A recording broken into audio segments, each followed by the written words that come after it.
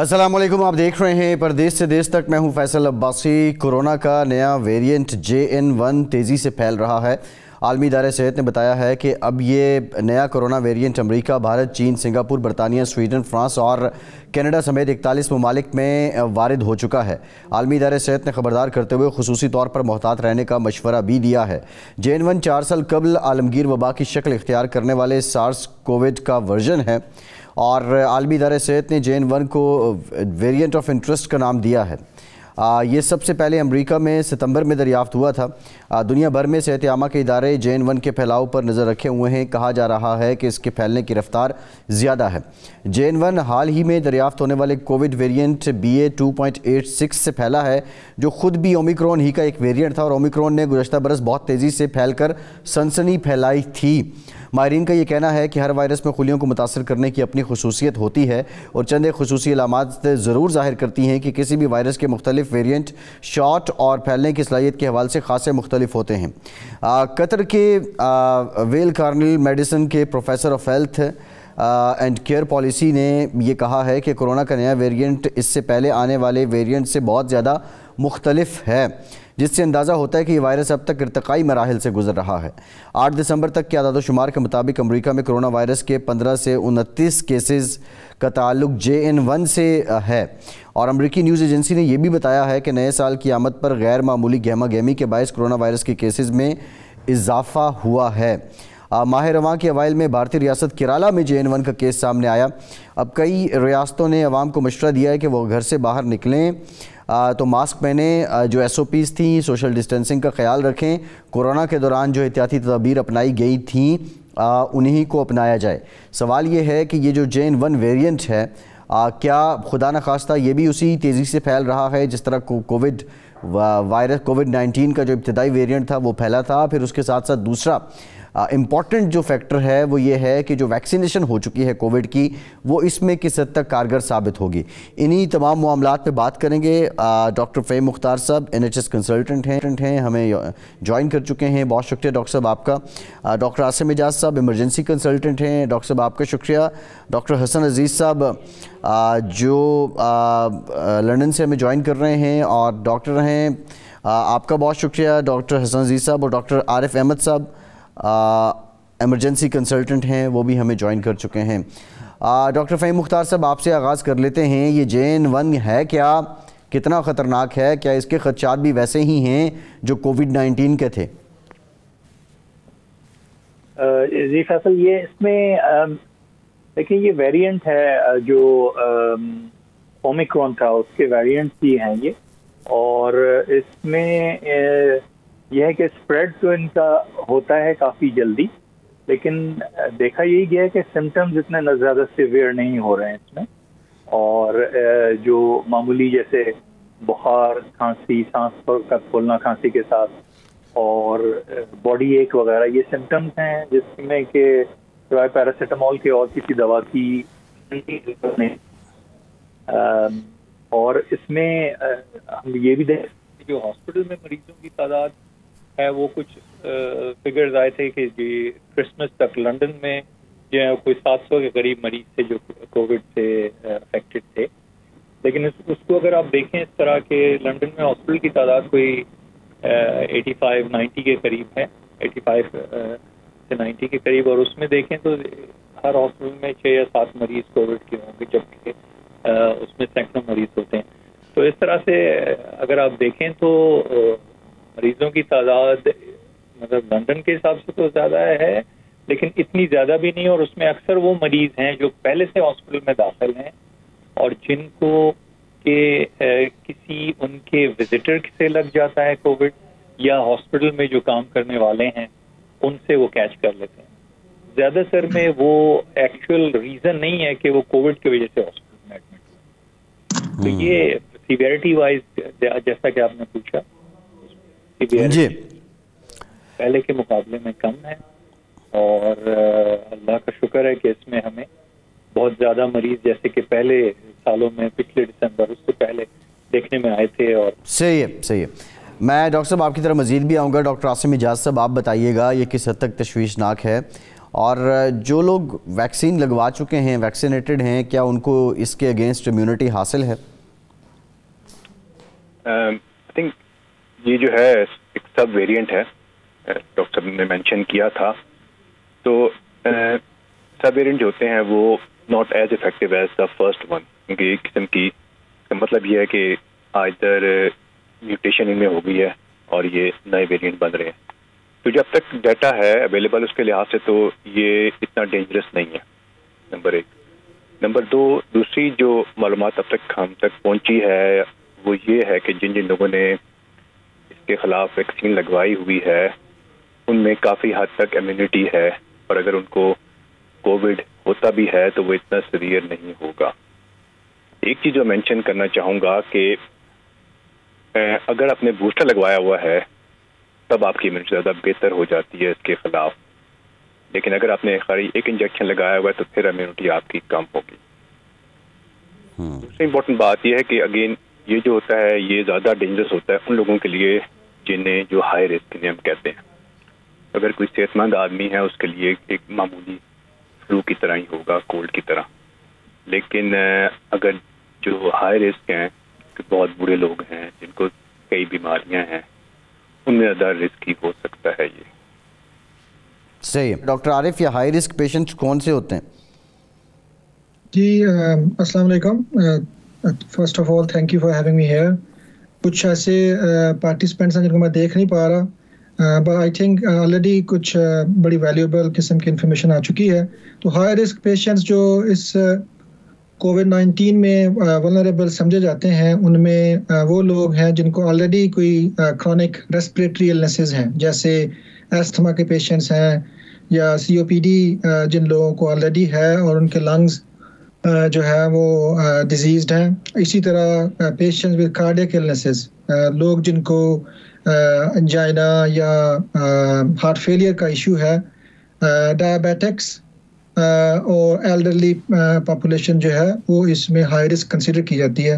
Different scoring criterias بنے ہوئے ہیں ہمارے جو ہم میڈیکل میں نارملی یوز کرتے ہیں، لیکن یہ چند ایک ایگزامپلز ہیں جو کہ ہائی رسک پیشنٹس میں آتے ہیں. اور یہی وہ پیشنٹس ہیں جن کو جو ویکسین ہے وہ بھی مطلب ضرورت سے جو ان کا نارمل اسکیجول ہے اس سے زیادہ جو بوسٹر ڈوزز ہیں وہ اس ہائی رسک گروپ کو آفر کی جا رہی ہیں. صحیح ہے. گفتگو کا سلسلہ یہیں سے جوڑیں گے، آپ کی طرف واپس آتے ہیں، ہمارے ساتھ رہیے.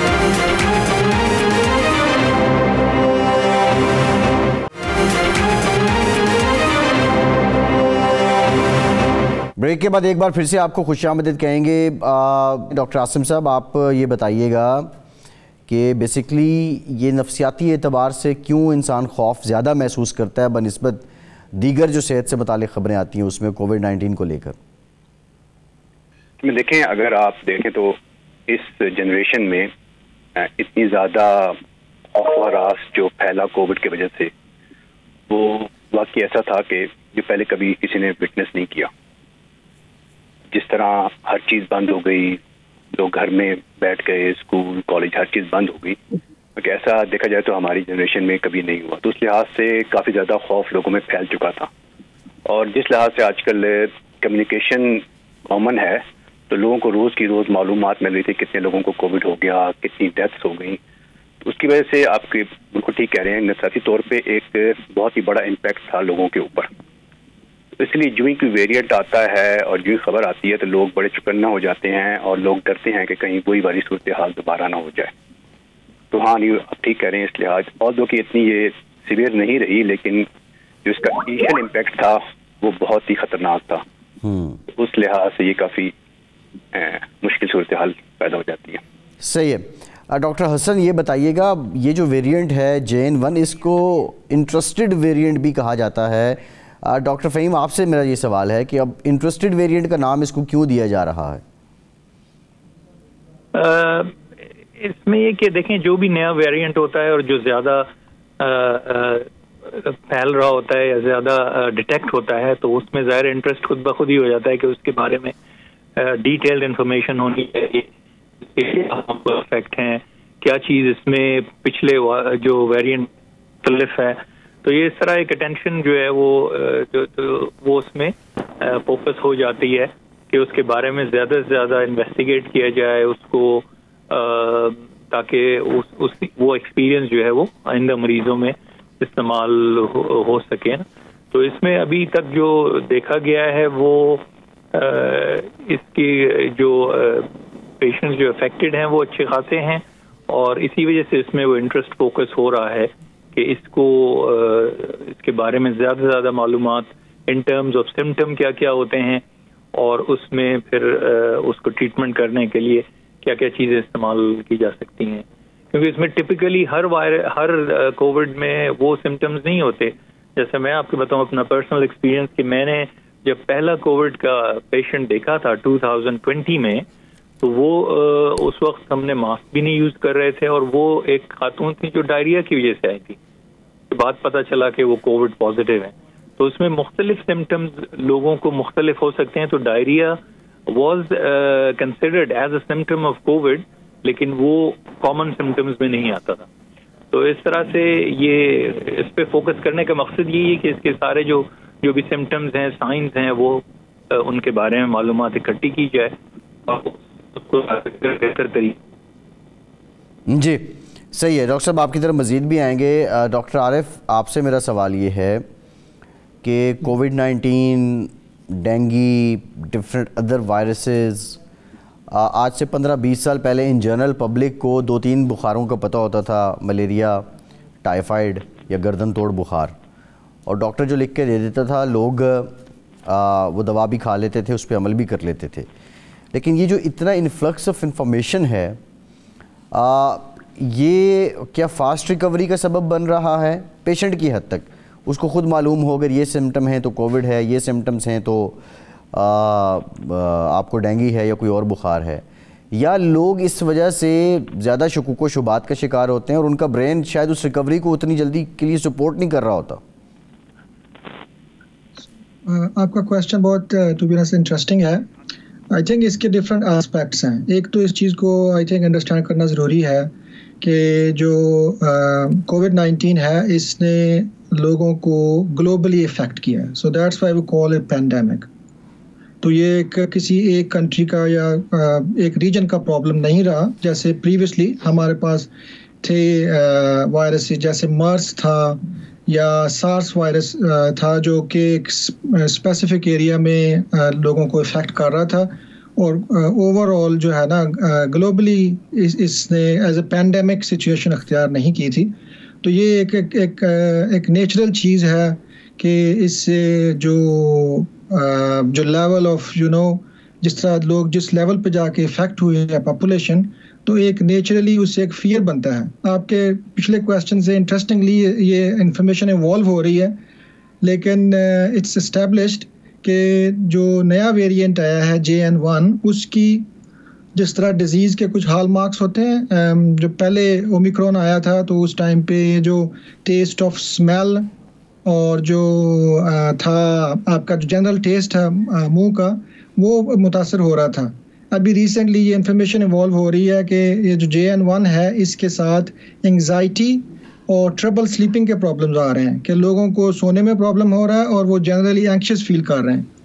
तो ये एक जो है ना, अब इसको एज ए सिम्टम के तौर पर लिया जा रहा है कि अगर आपको ये वाले इश्यूज़ हैं और आपका टेस्ट पॉजिटिव आ रहा है तो इट कुड बी JN1। तो इसके डिफरेंट डायमेंशंस हैं। एक तो ज़ाहिर है कि इसने लोगों को इतने हाई लेवल पे इफेक्ट किया है, इतनी ज़्यादा डेथ्स हुई हैं, हर कंट्री में हुई हैं, तो एक ये नेचुरल है लोगों का इसमें फियर फैक्टर का आ जाना। दूसरा ज़ाहिर है इंफॉर्मेशन जो है उसके बारे में जो मीडिया में भी इसको कवर किया जाएगा और इसको ऑन डेली बेसिस कवर किया जाता है, तो उस वजह से भी ये जो इंफॉर्मेशन है वो ज़ाहिर है उसने थोड़ा फियर भी क्रिएट करना था। I think this is natural. But on the positive note, ये इंफॉर्मेशन डेफिनेटली लोगों को उसने बहुत ज़्यादा हेल्प किया है। लोगों को पता चला है कि भाई इससे कैसे बचा जा सकता है। जैसे मास्क के बारे में शुरू में बड़ी रिलक्टेंस थी, इवन जो है ना हॉस्पिटल्स के अंदर डॉक्टर्स के लिए भी ये चीज़ थी कि कौन सा मास्क किस तरह से इससे बचा जाए, कौन सा जो है ना जो PPE हम जो अपना प्रोटेक्शन के लिए पहनते थे वो कौन सी होनी चाहिए। तो इस इंफॉर्मेशन ने और इस जो है ना आई थिंक جو ہیلتھ سروسز ہیں اور اوور آل میڈیا کا جو رول ہے وہ اس میں پازیٹیو ہے, اور جو انفارمیشن اس کے ساتھ اوور آل لوگوں کے لیے in terms of prevention and treatment I think بڑا پازیٹیو کردار رہا ہے میڈیا کا اور انفارمیشن آنے کا. صحیح ہے. ڈاکٹر حسن عزیز صاحب, میرا سوال آپ سے یہ ہے کہ ویسے تو کچھ پریکاشنز ہیں, آپ ان پہ عمل کر لیں تو آپ بچ سکتے ہیں بیمار ہونے سے پہلے ہی.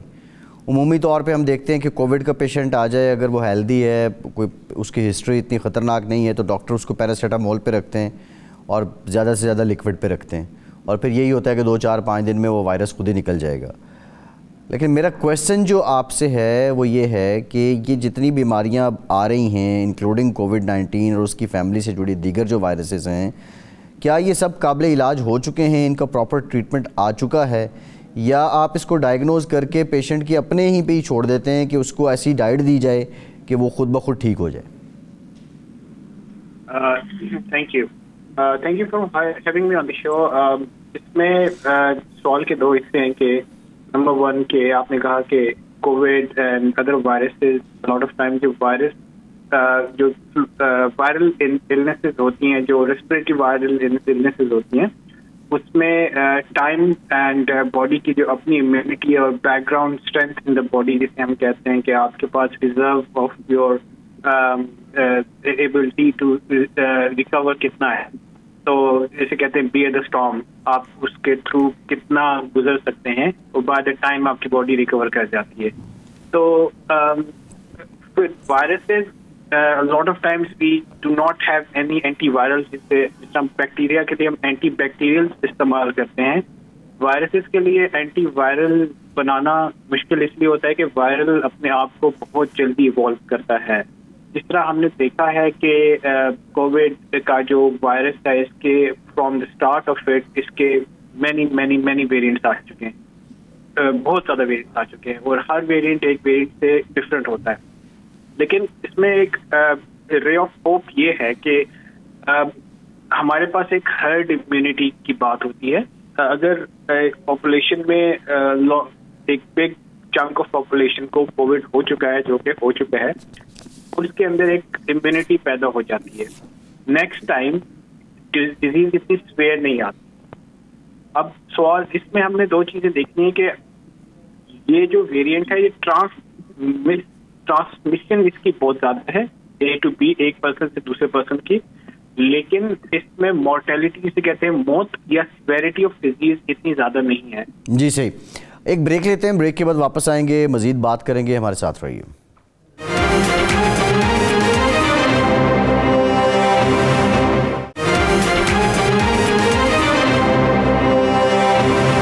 بریک کے بعد ایک بار پھر سے آپ کو خوش آمدید کہیں گے. ڈاکٹر فہیم صاحب یہ بتائیے گا کہ بچوں میں کیا یہ وائرس زیادہ پیمانے پہ ہٹ کر سکتا ہے؟ جی, بچوں میں بھی یہ وائرس ہوتا ہے, لیکن اس کا افیکٹ جیسا کہ ایڈلٹس میں ہوتا ہے اتنا زیادہ نہیں ہوتا. اور جیسا کہ ہمیں پتہ ہے پہلے جو تھا وہ پری اسکول جو بچے ہوتے تھے 5 سال سے کم کے, ان میں اتنا زیادہ اس کا افیکٹ نہیں تھا, سوائے اس کے کہ کھانسی اور تھوڑا سا بخار, اور ان کو اتنا نہیں افیکٹ کرتا تھا. لیکن اس سے جیسے پر بعد میں ہم نے دیکھا کہ جو اسکول جانے والے بچے ہیں ان کو بھی پھر افیکٹ کر رہا تھا. تو یہ چھوٹے بچوں کو زیادہ نہیں کرتا, لیکن اس سے جو بڑے ہوتے ہیں بچے 5 سال سے اوپر عمر کے, ان کو افیکٹ کرتا ہے. اور ایڈلٹس میں جیسا ہمیں پتہ ہے کہ کرتا ہی ہے. اور خاص طور بچوں میں بھی وہ بچے کوئی پرابلم ہے وہ زیادہ افیکٹ ہوتے ہیں. جیسے کہ ہمیں پتہ ہے کہ یہ ہوتا ہے کہ کوئی اور بیماریاں اگر ان کو ہیں تو ان کی وجہ سے ان کی امیونٹی کم ہوتی ہے. جیسے بچوں میں بھی ایسما وغیرہ کے کیسز ہوتے ہیں, تو ان میں یہ جلدی وہ کیچ کر کے اور افیکٹ کر سکتے ہیں. اس کے علاوہ بلڈ ڈس آرڈرز جیسے ہوتے ہیں جن بچوں کو, اور جو ٹریٹمنٹ پہ ہوتے ہیں, لیوکیمیا اور لیمفوما اور اس طرح کی چیزیں جو ہیں, ان میں بھی یہ جلدی افیکٹ کرتا ہے. اور بہت ہی ریئر کیسز میں بچوں میں امیونٹی ڈیفیکٹ ہوتا ہے, تو اس میں ظاہر ہے کہ یہ وائرس آسانی سے, کوئی بھی وائرس جو ہے وہ آسانی سے ان کو افیکٹ کر سکتا ہے. تو یہ خاص گروپ ہے بچوں کا جن میں زیادہ افیکٹ ہوتے ہیں, لیکن جنرلی جو ہیں بچے بڑوں کے مقابلے میں کم ان کو سمپٹمس ہوتے ہیں. صحیح. ڈاکٹر عاصم صاحب, پریگننٹ عورتوں کے لیے کتنا خطرناک ہے یہ وائرس؟ جیسے ابھی جی ڈاکٹر عاصم, آواز آ رہی ہے آپ کو؟ ہاں جی آ رہی ہے. جیسے ابھی ڈاکٹر فہیم نے کہا ہے کہ کیونکہ پریگننٹ عورتیں بھی ینگ ہوتی ہیں تو ان میں بھی اتنا خطرناک نہیں ہے, لیکن کچھ کنڈیشن میں خطرناک ہو سکتا ہے, تو اس لیے ان کو بھی ڈیفینیٹلی پریکاشنس لینی پڑیں گی. جیسے گڈ ہائیجین ہے, گڈ ڈائٹ ہے, بہت زیادہ جہاں لوگ ہوں وہاں نہ جائیں, سوشلائزنگ جہاں وہاں نہ جائیں, کیونکہ ان کو خطرہ ہو سکتا ہے اس سے. لیکن as such it is not very dangerous, اتنا خطرناک نہیں ہے پریگننٹ ویمن میں, کیونکہ یوزلی وہ ہیلدی ہوتی ہیں اور اس لحاظ سے اتنا خطرناک نہیں ہے جتنا ان لوگوں میں جن میں کوئی آلریڈی بیماری ہو, لنگس کی یا ہارٹ کی یا کوئی بہت اولڈ ایج ہو. صحیح ہے. اچھا ڈاکٹر عارف, جو پوسٹ کووڈ سینیریو ہے اس میں بڑی حد تک لائف سٹائل کو بدلا تھا, اب چیزیں شاید واپس اس طرف جا رہی ہیں. سوشل ڈسٹینسنگ, آؤٹ ڈور سیٹنگز, ماسک پہننا, ہاتھ نہ ملانا, یہ سب چیزیں ایک بڑے عرصے تک لوگوں کی پریکٹس میں رہی ہیں اور گمان یہ ہو رہا تھا کہ شاید اب یہ کلچر بن جائے گا, لیکن اس طرح یہ کلچر بن نہیں سکا. لوگ واپس پرانے طریقوں پہ گئے ہیں اپنے. اب یہ جو دن بدن نئے ویریئنٹس رپورٹ ہوتے ہیں, خدا نہ خواستہ کوئی پینڈیمک کی صورتحال پھر بنے, اس سے پہلے آپ سمجھتے ہیں کہ یہ جو لائف سٹائل بدلا گیا تھا یہ آہستہ آہستہ چیزیں ڈائلیوٹ ہو جائیں گی اور لوگ پرانے ڈگر پہ چلے جائیں گے, یا اس لائف سٹائل کو اپنانا ضروری ہے؟ آنیسٹلی اسپیکنگ آئی تھنک اس کویسچن کو نا 2 لیول پہ دیکھنا چاہیے. ایک تو یہ کہ جیسے انفارمیشن آئی تھی کہ نیا ویریئنٹ جیسے یہ امریکہ میں آیا ہے تو وہاں پہ 40% انکریز ہوا تھا جو کووڈ پازیٹیو کیسز کا. دو فارچونیٹلی وہ سیویریٹی نہیں ہے, وہ اس طرح کے کلوز بھی نہیں ہیں جس طرح سے ہم 2021 میں اور یا 2022 میں دیکھ رہے تھے. لیکن ایک انہوں نے الرٹ جاری کیا تھا, اور یہاں یو کے میں بھی یہ تھا کہ چونکہ کیسز عام طور پہ یہ ٹرینڈ ہوتا ہے کہ جب ایک کنٹری میں یہ ہو رہا ہوتا ہے, یورپ میں ہو رہا ہوتا ہے, امریکہ میں یا امریکہ میں, تو اسی طرح ریورس یہاں پہ اس کا ہم ایفیکٹ کچھ ویکس کے بعد دیکھ لیتے ہیں. تو یہ تھا کہ چونکہ یہاں پہ کرسمس کا ٹائم تھا تو گیدرنگز میں اس کا یہ جو ہے نا فیئر تھا کہ کیسز جو ہے وہ بڑھ جائیں گے. لیکن اس کو ہیومن لیول پہ دیکھنا بھی ضروری ہے کہ اگر یہ سچویشن جس طرح پہلے کام ڈاؤن کیا ہے اور لوگوں نے جس طرح ویکسینیشنز ہیں اس کے اوپر بہت زیادہ کام ہوا ہے, جیسے یہاں یو کے میں جو ہے I think if I am not wrong کوئی 8 ملین کے قریب لوگوں کو بوسٹر ڈوزز لگی ہیں. تو اوور آل چونکہ ایفیکٹ اس کا پریونشن کا اور یہ جو ویکسینیشن کا ہے, تو آئی تھنک یہ لوگوں کا رائٹ بھی ہے کہ وہ اپنا جو ان کا نارمل لائف سٹائل ہے, جو لوگوں نے ایک دوسرے سے ملنا ہے, جو فیسٹیولز ہیں, اس میں بھی وہ کنسیڈر کرنا پڑے گا. تو یہ ایک بیلنس ہے کہ اگر پرابلم واپس آ رہا ہے تو لوگوں کو آلریڈی اس چیز کی انفارمیشن ہے. جیسے جب شروع میں کووڈ آیا تھا تو یہ بالکل نہیں آئیڈیا تھا کہ اس کا اسپریڈ کیسے ہو رہا ہے, اس کی ٹرانسمیشن کی وجہ کیا ہے, اور یہ جو تھا کہ ایک دوسرے سے جو ڈسٹینسنگ تھی اور لاک ڈاؤنس تھے, تو اس سے لوگوں کو اب پتہ چل گیا کہ یہ وہ چیز ہے کہ اس سے ایسے ہی بچا جائے گا. تو اگر سر جاتی ہے, آئی تھنک دس ٹائم لوگ جو ہوں گے وہ زیادہ کمپلائنٹ ہوں گے. اگر اتھارٹیز جو ہیں وہ اس طرح کی جو رولز اینڈ ریگولیشنز لے کے آئیں گی تو آئی تھنک اس بار لوگوں کو آسانی ہوگی اس کو سمجھنے میں.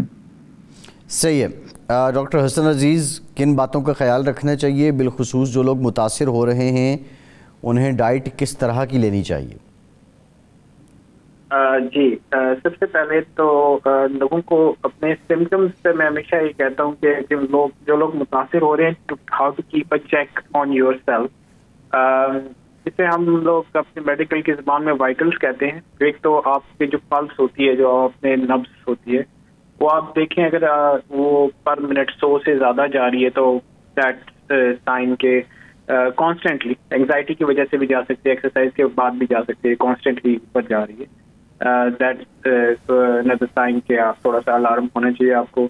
اگر آپ کے سانس ریسپریٹری ریٹ جسے کہتے ہیں سانس per minute higher than usual جا رہا ہے, کانسٹنٹلی اگر آپ کو بخار ہو رہا ہے, یہ چیزیں آپ نے ان چیزوں پہ نظر رکھنی ہے کہ یہ چیزیں اگر آپ کو چیسٹ میں اگر پین ہو رہی ہے تو ان چیزوں پہ آپ نے نظر رکھنی ہے کہ یہ آپ کی سیویرٹی ڈیفائن کرتی ہیں کہ آہستہ آہستہ آپ کو ڈیزیز کتنی سویئر ہے. اگر یہ کانسٹنٹلی ہائی رہ رہے ہیں تو آپ اپنے ڈاکٹر سے کانٹیکٹ کریں.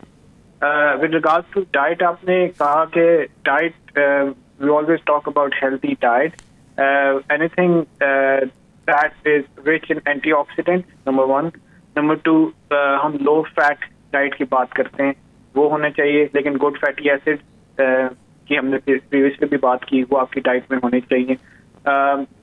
لیکوڈ جس میں اسپیشلی سٹرس, وٹامن سی جو ہے, جتنے زیادہ آپ اپنے ڈائٹ انٹیک میں کریں گے نا, اینڈ سیزنل فروٹس جس میں ناؤ ڈیز اسپیشلی یہ مالٹے ہیں اور مالٹے کا جوس ہے, ان کو اگر آپ لے سکتے ہیں تو جو لیکوڈ انٹیک ہے زیادہ وہ ہیلپ کرتا ہے. بیکاز جو وائرس ہوتا ہے وہ آپ کے باڈی کے اسٹارٹ وتھ جو شوگرز ہوتے ہیں اس پہ زندہ رہتا ہے, تو وہ اٹیک کرتا ہے آپ کے باڈی کے جو ہائی جو کیلوریز لیتا ہے شوگر سے.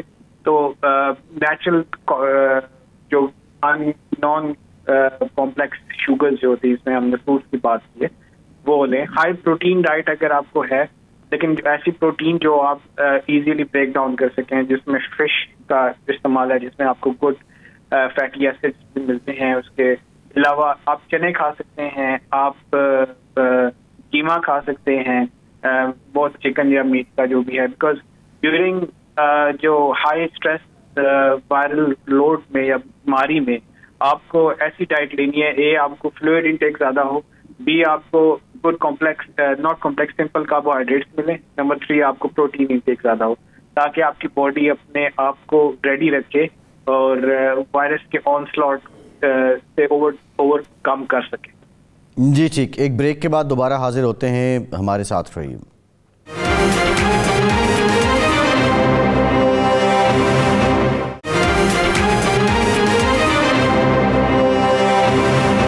ایک بار پھر سے پروگرام میں آپ کو ویلکم کریں گے. ڈاکٹر فہیم, یہ بتائیے گا کہ گڈ فیٹ اور بیڈ فیٹ کیا ہوتی ہے, گڈ فیٹ کن چیزوں میں ہے, بیڈ فیٹ کن چیزوں میں ہے؟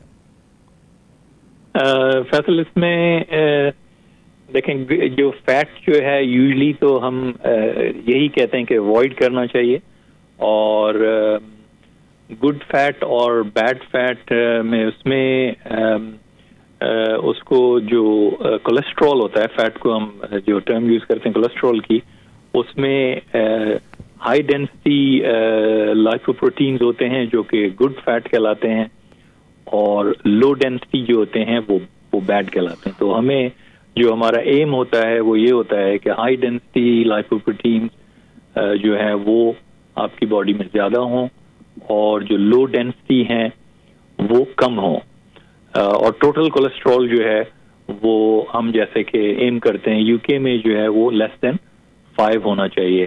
امریکہ میں زیادہ اسٹرکٹ گائیڈ لائنز ہیں, تو وہ ایم کرتے ہیں کہ لیس دین 4 ہو اس میں. تو اس میں جو ہے وہ بہتر کہلاتے ہیں, جیسے کہ اولیو آئل ہے جس میں اگر کوکنگ کی جائے تو وہ it's considered better. Vegetable oils ہیں وہ بجائے اس کے کہ گھی میں یا دیسی گھی میں کوکنگ کی جائے.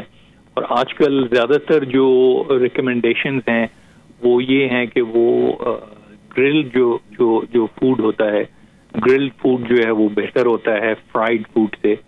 تو اسی لیے آپ یہاں پر جو ہے یو کے میں زیادہ تر جو ہے وہ گرل فوڈ ہوتا ہے یا وہ استعمال ہوتا ہے زیادہ in comparison to the fried food.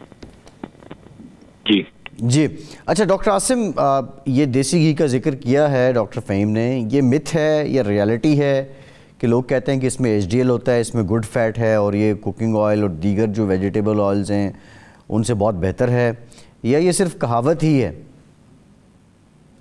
دیکھنا پڑے گا کہ دیسی گھی کس سے بنا ہوا ہے. اگر نیچرل طریقے سے بنا ہوا ہے تو پھر تو ٹھیک ہے, کیونکہ جو زیادہ تر آئل جو ملتے ہیں بازار میں, ویجیٹیبل ہو گئے اور باقی اس طرح کے آئل, جو کہ ریسنٹلی انہوں نے دیکھا ہے کہ اس میں کافی قسم کی پروسیسنگ کی جاتی ہے, اس میں کچھ کیمیکل بھی ڈالے جاتے ہیں ان کو کلین کرنے کے لیے.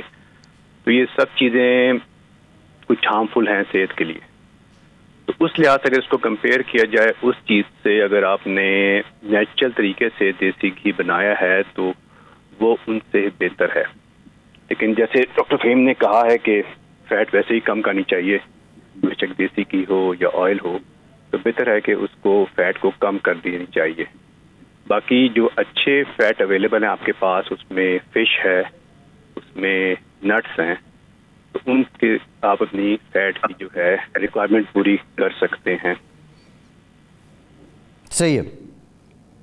تو یہ بتائیے گا کہ جو ہائی کولیسٹرول ہے، اور اگر ہم یہ JN1 ویریئنٹ کی بات کریں تو کیا یہ اس طرف بھی جاتا ہے کہ آپ کو لیٹر آن کارڈک پرابلم کر سکے؟ کیونکہ کووڈ کے دوران ہم نے دیکھا تھا میجرلی یا تو لنگز افیکٹ ہوتے تھے یا برین افیکٹ ہوتا تھا یا آپ کا کارڈک اریسٹ ہو جاتا تھا.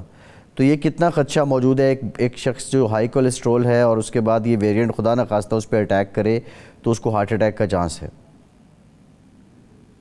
اس میں یہ کہ اگر جیسے آگے کہ ایک جو ہے آپ کی امیونٹی کم ہو تو آپ کو کووڈ زیادہ افیکٹ کرتا ہے. تو ایک وجہ جو امیونٹی کم ہونے کی ہے وہ اوبیسٹی بھی ہے. تو اگر آپ کا ویٹ زیادہ ہے کسی وجہ سے بھی، زیادہ وجہ یہ ہے کہ آپ کا کولیسٹرول بھی ہائی ہے، تو آپ کو زیادہ افیکٹ کرے گا یہ. اور اگر جب افیکٹ کرے گا تو آپ دیکھ سکتے ہیں کہ it can affect any thing, اور سب کچھ افیکٹ کر سکتا ہے. اگر آپ کا ہارٹ ویسے ہی تھوڑا کمزور ہے تو زیادہ چانس ہے کہ آپ کو زیادہ افیکٹ کرے گا. تو اس لیے اگر آپ ایک بندہ صحت مند ہو جس کی سب چیزیں نارمل ہوں انکلوڈنگ کولیسٹرول، اس کا زیادہ امیونٹی ہوگی کووڈ کے خلاف لڑنے کی. صحیح. ڈاکٹر عارف، دل کیا ایک بار کمزور ہو جائے تو اس کو دوبارہ مضبوط کیا جا سکتا ہے، اور اس کا طریقہ کار کیا ہے؟ تو آپ کا کویسچن بہت جنرل ہے کہ دل کمزور ہونے سے تھوڑا سا ایکسپلین کرنا چاہیے کہ بعض اوقات لوگ کہتے ہیں کہ فلاں بندے کا دل کمزور ہے.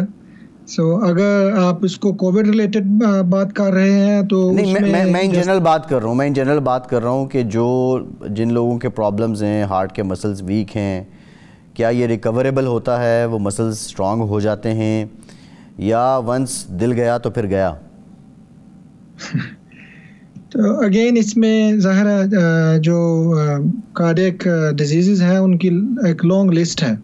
تو ڈپینڈ کرتا ہے کہ ہم کس چیز کی بات کر رہے ہیں. فار ایگزامپل اگر دیکھا جائے کہ جی ہارٹ ویلو ایشوز ہیں لوگوں کو، اس کے ساتھ مطلب مختلف سمٹمز کے ساتھ لوگ پریزنٹ کرتے ہیں. ینگ پیشنٹ ہے جس نے کلیپس کیا ہے اینڈ ایکچولی اس کو کوئی جو ہے نا کنجینیٹل ویلو ایشو تھا جو اب زیادہ آبویس ہو گیا، ویلو ریپلیسمنٹ کرتے ہیں تو they are just back to like their normal cells. اسی طرح کچھ ایسے کارڈیک ڈیزیزز ہیں جیسے ہارٹ فیلئر ہے، it's considered to be like irreversible process. تو اس میں صرف جو ہوتا ہے پھر مینجمنٹ ہوتی ہے یا کوئی ایسی ڈیوائسز لگائی جاتی ہیں یا ہارٹ ٹرانسپلانٹ تک بات جو ہے نا وہ جا سکتی ہے. تو یہ ایک اس کو ڈیزیز ٹو ڈیزیز لینا پڑے گا کہ ہم ہارٹ کے اسٹرکچرل ڈیزیز کی بات کر رہے ہیں، ہم اس کے ریدم پرابلمس کی بات کر رہے ہیں، یا ہم کوئی جس طرح اسکیمک ہارٹ ڈیزیز ہے، فار ایگزامپل کسی کو انجائنا ہے اور ان کی آرٹریز بلاکڈ ہیں، آپ اس کو اسٹینٹنگ کرتے ہیں یا آپ اس کا جو بائی پاس سرجری یا گرافٹنگ کرتے ہیں، تو دین اوبیسلی آپ اس کو جو ہاف لائف ہے ان سارے پروسیجرز کی وہ آج کل بہت زیادہ پرولونگڈ ہے. پیپل جو لوگ ہیں وہ ایک نارمل لائف گزار رہے ہوتے ہیں ان پروسیجرز کے بعد. بالکل ٹھیک ہے. اچھا ڈاکٹر حسن، میرا سوال آپ سے یہ ہے کہ اب بہت سے لوگ ہمیں دیکھ رہے ہیں، اس ساری صورتحال میں میسج کیا ہے لوگوں کو؟ عمومی طور پہ ایک تو اپنی صحت کا خیال رکھنے سے پہلے اپنی ڈائٹ پہ فوکس کرنا چاہیے، ایکسرسائز کرنی چاہیے، لیکن روٹین اور باقی کام کیسے ہوں کہ اگر کوئی بیماری اٹیک بھی کرے تو کسی دوا کی ضرورت ہی نہ پڑے؟ زبردست سوال ہے. ہولسٹک میڈیسن کی آج کل ہم بات کرتے ہیں کہ ہولسٹکلی ہم اپنے آپ کو ان ٹوٹالٹی ہم کیسے اپنے آپ کو بہتر بنا سکتے ہیں، ٹریٹ کر سکتے ہیں اپنی باڈی کو. فرسٹ آف آل ہمیں کووڈ سے to start with COVID because this program was initially COVID, تو وی شوڈ ناٹ پینک. جس طرح آپ نے پہلے کہا کہ جو کووڈ کا جو مینٹل ہیلتھ یا جو لانگ کووڈ سنڈروم ہے یا اس کی جو اسٹریس ہے اس کی وجہ سے باڈی میں ایسے کیمیکلز ریلیز ہوتے ہیں کہ جس کی وجہ سے اگر آپ کو کووڈ ہو بھی جائے تو آپ کی باڈی ریکوری لیٹ ہوتی ہے. تو panicking and over stressing is bad for any disease. جس طرح ہمارے اسلام میں ہم کہتے ہیں کہ مراقبہ کیا جاتا ہے, ہندوز اپنا کرتے ہیں, چائنیز اپنا کرتے ہیں, they sit and they tell themselves کہ یار we can be good, we can be better and we heal ourselves. Body کے اپنے ہیلنگ اپنے میکینزمز ہوتے ہیں جو باڈی اپنے آپ کو ہیل کرتی ہے, and it's the belief in your own self, in your own body that your body can heal itself, especially with these kind of viral illnesses جو وائرل بیماریاں آتی ہیں. کہ آپ کو باڈی کو اپنے آپ کو پریپیئر کرنا ہوتا ہے, آپ بتانا ہوتا ہے, بلیف دینا ہوتا ہے کہ آپ کی باڈی تیار ہے, ریڈی ہے, آپ اس کو فائٹ تھرو کر لیں گے, you can be the strong. Generally ہم نے ڈائٹ کی بات کی, ڈائٹ اچھی ہونی چاہیے آپ کی. It's not just about work. ہم نے جس طرح دیکھا کہ یہاں پہ لوگ آتے ہیں immigrants, especially the first generation, totally کام کرنے میں there is no exercise. Exercise کریں, بیلنس ڈائٹ لیں, اسٹریس کو کم کریں اپنے لائف میں.